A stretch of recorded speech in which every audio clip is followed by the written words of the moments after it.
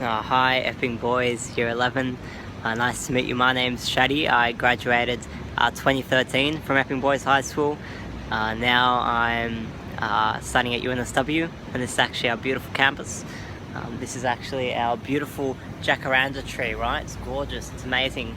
So if you do great, maybe you'll end up here too. I'm sure I'll see many of you guys around then. I'll take you a beautiful tour around our jacaranda. Anyways, I've been told to give you guys a bit of an insight into what our year group did differently to lead to us, doing quite successfully when we came to getting a HC. And it wasn't just a few people doing successfully. What I mean is, what was quite remarkable about our year group and really beautiful is we saw the entire grade, even people who are, at the very bottom of the cohort, doing quite well and getting quite impressive marks, which was great to see.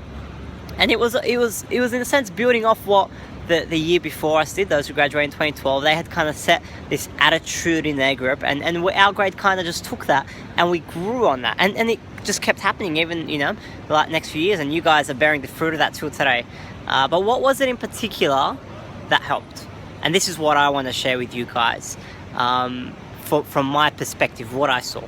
And so I'm just going to start talking about a few things which are, worth keeping in mind over the next few years. Here's the first thing, all right? The first thing is, mentality-wise, you need to recognize that the better your year group does as a whole, the better you do. See, it's easy to walk through the HSC with more than enough excuses to be selfish and to think about yourself and to think the entire, every assessment, every exam, it's all about you, right? You've got to focus on your ranking, which means you've got to focus on you, number one. Helping someone else out will sabotage yourself. And that is a false way to see the HSC. It's a false way to see life, but it's a false way to see the HSC as well. The better your year group does as a whole, the better you do. It's how scaling works. And I'm not going to run into the technicalities of scaling. If you want to, there's a lot of good YouTube videos online. There's a guy called Eddie. He'll run you through all of it and convince you why it's good to work together as a year group. But you only have to look to as far as to selective schools. This is why selective schools do incredibly well. It's because they have a crowd mentality where everyone helps each other out. So by the time they sit their final HSC exam, everyone's killing it. Everyone gets pushed up. That's one reason, right? And so it starts with a mentality that if you guys want to do well for yourself, which is of course what you're in here for, it's reasonable, you've got to look after the people around you. Yeah, you really do. So I want to run you guys through ways that you can do that and things that will help with that.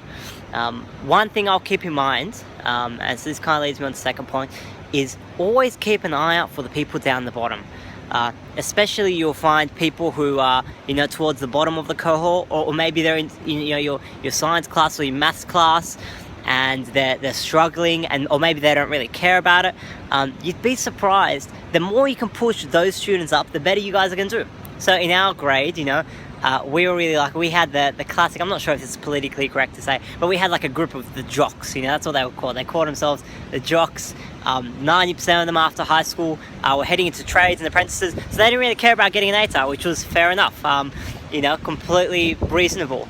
However, 10% of the people in that group, and so those were the people who mostly, towards the lower end of our cohort in terms of every subject and marks, and again, didn't bother them because they didn't need an ATAR, but it bothered their friends. So the 10% of that group who did want an ATAR recognized that if these guys did better, it would help the whole grade. And so you had, blokes like, so there's some names for you in case you remember, blokes like Evan Power, right? And you had guys like Tim Cordner and so on. And all these guys who wanted an ATAR would grab their friends along, and rather than going out to a party on the Saturday nights leading up to HC, they would tell them, let's go study. And they'd actually get them to study. And they'd help them out, and they'd go, let's do some maths together. And they were getting by their side and saying, I'm going to give up my time, right, which is going to impact my ATAR, which I obviously care about, for the sake of helping you. And that's twofold, right? One, it helps the person. Two, it's also going to help them, because if their lower end of the cohort rises up, it helps, right? So that is worth doing. That's what it looks like practically. Alternatively, right, sharing notes, right? So this was something which was quite foreign when I was in the HSC. You get notes from the people above you, but within your own grade, you got to be competitive, right? So if if you've written up really good notes, right, you got to be scarce about who you give it to. Maybe you give it to some of your mates, but you definitely don't give it to the person coming first, or to the person beating you. When I was going through the HSC, I thought that was pretty flawed. I go, you know what, like, if I write up a good set of notes with other people, which other people are going to appreciate, I want them to use that, right? Because that's going to help them in the long run, and then that's going to help us in the long run. It's going to help our whole cohort, and that helps me, right? So that's the if you don't have any moral care for anyone at all, that's the very least reason why you could consider it. And so as I was writing on my business and my physics and my chemistry notes, which I'm sure a lot of you guys will use when you get to year 12, and if you don't, just ask someone around for them, I would not just wait until I finished trials to share them with everyone. I was sharing them around with people all throughout the year, if they found it helpful. And I felt like that was a way of saying, all right, here's something I can help you out with. Here's a bit of the work I've done. Let's work together. And so other people, they'd have stuff that they could help me with. So that's a mentality I really want to drill with you. A lot of people wait till they finish trials once all their school marks and ranks are set in stone to be like, all right, now it's time to help each other out. Can I tell you what? Start from the beginning. Start creating a culture where people are actually getting alongside each other to learn, right? And that won't kill competition. In fact, that'll set up more healthy competition, because more people will care, more people will be really keen. If you come 20th in the class, except your mark was 90 and everyone else got above 90, you're going to kill it in the HSC. It's not going to affect you at all.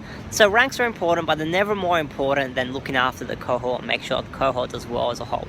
So look, they're my 2 cents, and I probably spoke for way longer than Miss Chang wanted me to.